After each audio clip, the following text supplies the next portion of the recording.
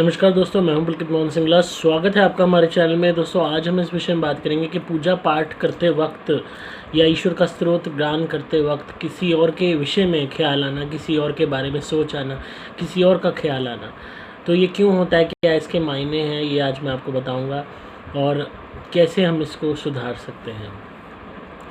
दोस्तों, अक्सर हमारी ज़िंदगी में इतनी परेशानियां होती हैं, इतनी ज़िम्मेदारियां होती हैं, इतने काम होते हैं कि हम ना चाहते हुए भी अपनी सोच को एकाग्रित करके नहीं रख पाते, कंसंट्रेटेड करके नहीं रख पाते।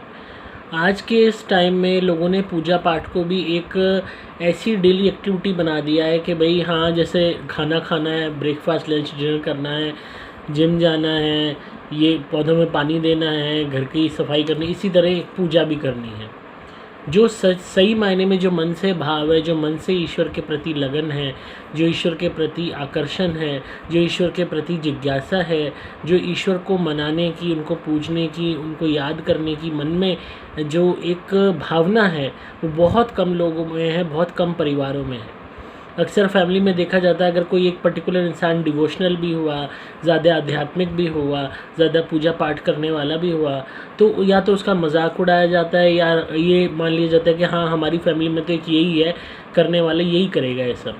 बाकी फैमिली मेम्बर्स अगर आएंगे भी, बच्चे हैं तो झींकते हुए, मुँह बनाते हुए आएंगे पूजा करने के लिए और कोशिश में रहेंगे हम जल्दी जाएं, अपने यहाँ से निकलें, ये सब ख़त्म हो, आरती वगैरह, तब हम फ्री हों। किसी के दिमाग में काम की टेंशन है, किसी के में नौकरी की, किसी में कॉलेज की, किसी के में कभी घर के काम रहते हैं, आज मेड नहीं आई, किसी के में किसी चीज़ की। तो हम सब इंसानों की ज़िंदगी में इतनी परेशानियां और जिम्मेदारियां हैं कि ईश्वर का भजन, ईश्वर का मनन, ईश्वर की याद भी, हम उसमें भी हमें अपनी वो जिम्मेदारियाँ, वो कर्म, वो सारी चीज़ें आड़े आ जाती हैं। अब अगर हम पूजा करते वक्त, स्त्रोत गान करते वक्त किसी और का हम ध्यान कर रहे हैं, वो ध्यान कैसे आ जाता है? या तो इस पर्टिकुलर इंसान से संबंधित कोई काम रहता है करना, या किसी से मिलना है, या कोई हमें किसी से प्यार है उसका हमें ध्यान आ रहा है, या हमारे मन में कोई ऐसी पुरानी बात रह गई है, या किसी और से जुड़ी हुई कोई बात है तो हमें ध्यान आ रही है। तो ये सब वो जिम्मेदारियाँ हैं, वो चैलेंजेस हैं, जो परेशानियाँ हैं, जो हमें हर वक्त कचोटती रहती हैं, जो हमें चैन से नहीं लेने देती, जो हमें चैन से ईश्वर को नहीं याद करने देती, क्योंकि हमें ये चीज़ नज़र आती है कि हमारे लिए ये काम पूरे करने बहुत ज़्यादा ज़रूरी हैं। तो इसमें कोई ऐसी वो बुराई नहीं है कि अगर आपको पूजा पाठ के वक्त, ईश्वर के ध्यान के वक्त कोई घर के काम याद आ रहे हैं, या कोई इम्पोर्टेंट चीज़ याद आ रही है, कोई इम्पोर्टेंट इंसान से संबंधित बात याद आ रही है। ये इसी वजह से है क्योंकि आपकी ज़िंदगी में ज़िम्मेदारियाँ बहुत हैं, परेशानियाँ बहुत हैं, चैलेंजेस बहुत हैं। सबसे बड़ी बात है कि ईश्वर की भक्ति ज़बरदस्ती नहीं की जाती। ईश्वर की भक्ति एक प्लानिंग करके नहीं की जाती कि हाँ, हमने ये सब काम करने, तो उसमें ये एक काम भी है। ये दिल से होती है, ये मन से होती है।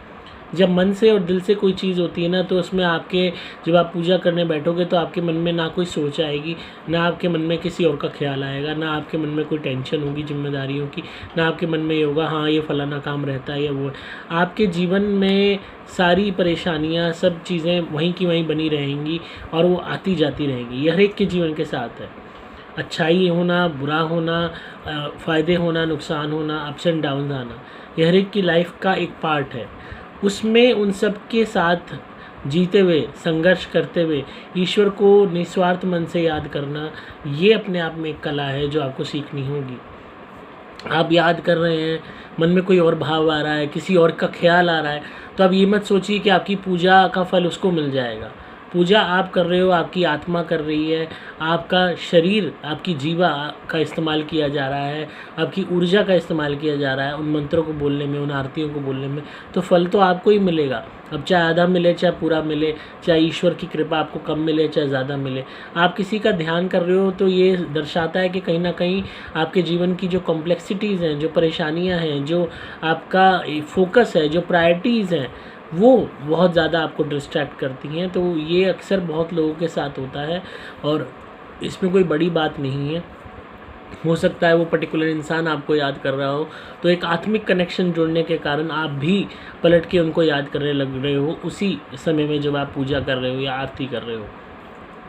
इस बात को हमें समझना होगा कि अगर हमारा दिल नहीं लगता पूजा में, अगर हमारा मन नहीं करता पूजा में, हमें अगर ज़बरदस्ती पूजा में बिठाया जाता है या हमारे अंदर वो भावना नहीं है ईश्वर के प्रति जाप की या मंत्र की। बहुत लोग होते हैं लॉजिकल हो ज़्यादा होते हैं, उनके अंदर एक एथिस्ट मेंटलिटी होती है कि हमने लॉजिक को देखना है, हमने जो चीज़ करनी है हमने सिर्फ कर्मों पे डिपेंड करना है। बहुत लोग होते हैं ऐसे जो ईश्वर से ज़्यादा भक्ति के साथ ज़्यादा कर्मों को प्रायोरिटी देते हैं, तो वो भी एक भावना बुरी भावना नहीं है।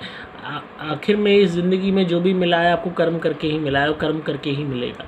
ईश्वर का सहारा हम इसलिए लेते हैं ताकि हमारे जीवन की परेशानियों में हमें मदद मिल सके, हमें ईश्वर का साथ मिल सके कि वो हमारे को हमारी इस जीवन लीला की जो नैया है वो पार करा सके। अब आप ईश्वर को नहीं भी मान रहे, नहीं पूज रहे, तो भी वो आपकी रक्षा करेगा, तो भी वो आपका साथ देगा, तो भी वो आप पे कृपा करेगा, क्योंकि वो पूजा या भक्ति नहीं मांगता आपसे। वो सिर्फ एक ही चीज़ मांगता है कि आप अच्छे कर्म करो, किसी का बुरा मत करो, क्योंकि हर बंदा ईश्वर का बनाया हुआ है, चाहे जानवर है चाहे इंसान है, हर कोई ईश्वर का अंश है।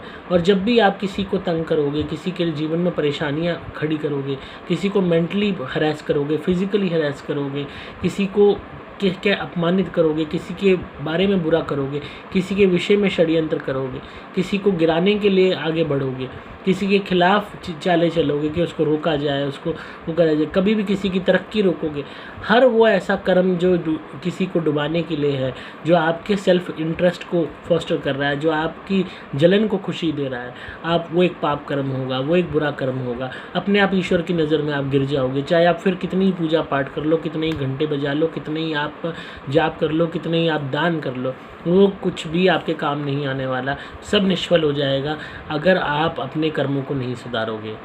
भक्ति भी अपने आप में एक कर्म है, पर उस भक्ति से ऊपर जो मेन प्रायोरिटी चीज़ होती है, जो ईश्वर ने खुद जिस काम के लिए आपको इस धरती पे भेजा है, वो कर्म है, और वो है अच्छे कर्म करना।